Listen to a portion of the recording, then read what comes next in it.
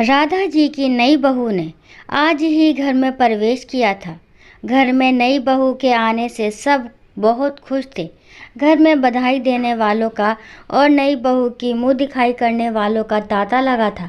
इसी बीच राधा जी किसी काम से अपने कमरे में गई। तभी उनकी नज़र अपने पति रमाकांत जी की फोटो की ओर गई, जिनकी अभी 2 साल पहले मृत्यु हुई थी।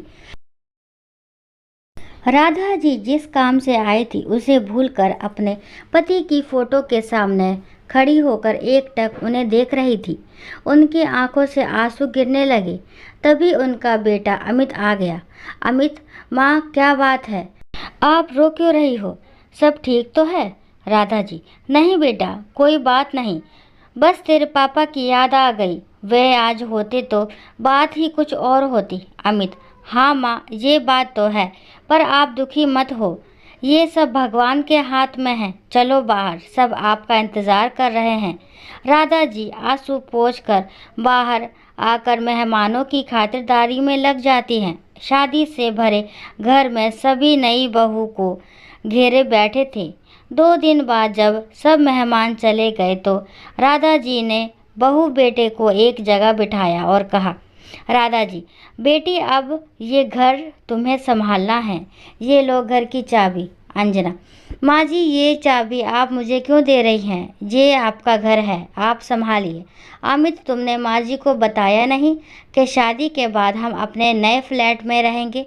राधा जी, अमित, बहू ये क्या कह रही है? मैंने इतने अरमानों से तुम्हारी शादी की थी और तुम दोनों पहले ही मुझे छोड़कर जाने का प्लान बना कर बैठे हो।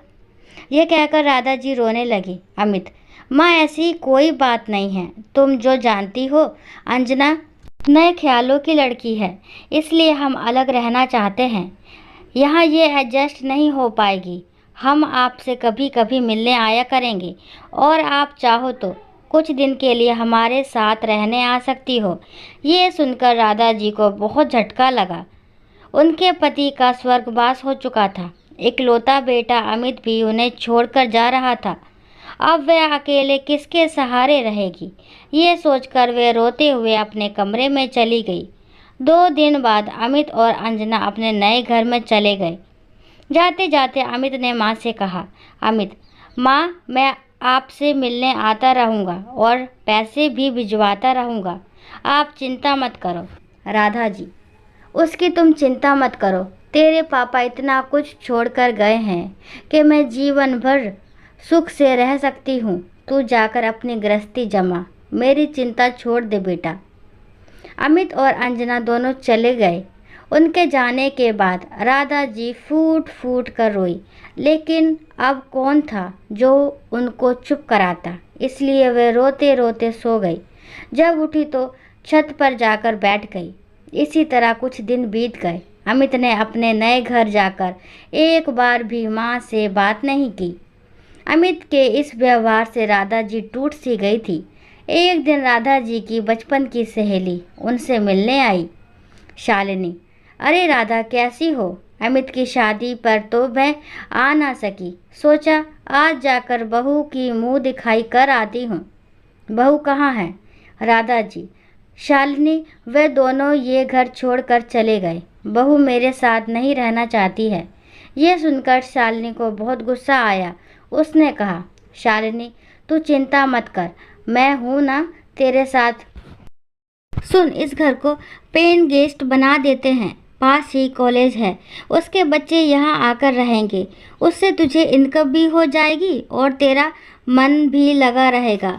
राधा जी, लेकिन ये सब कैसे होगा? मुझे तो कुछ नहीं आता। शालिनी, मैं काफ़ी दिनों से ये काम कर रही हूँ, तू चिंता मत कर, मैं इंतज़ाम कर दूँगी। कुछ ही दिन में शालिनी ने सारा इंतज़ाम कर दिया। कॉलेज के बच्चे पेइंग गेस्ट की तरह वहाँ रहने लगे। राधा जी उनसे बात करती रहती थी, उनका अपने बच्चों की तरह ख्याल रखती। इस सब में समय कब निकल जाता था पता ही नहीं चलता था। राधा जी इस सब से इतनी खुश रहने लगी कि उन्हें अब अमित और अंजना की याद भी नहीं आती थी। बच्चे भी उन्हें बहुत मानते थे। इस तरह उनका अकेलापन भी दूर हो गया और उन्हें किसी पर बोझ भी नहीं बनना पड़ा। करती हूँ ये कहानी आपको पसंद आई होगी। अगर कहानी पसंद आती तो प्लीज़ मेरे चैनल को लाइक शेयर सब्सक्राइब करना ना भूलें। Thank you.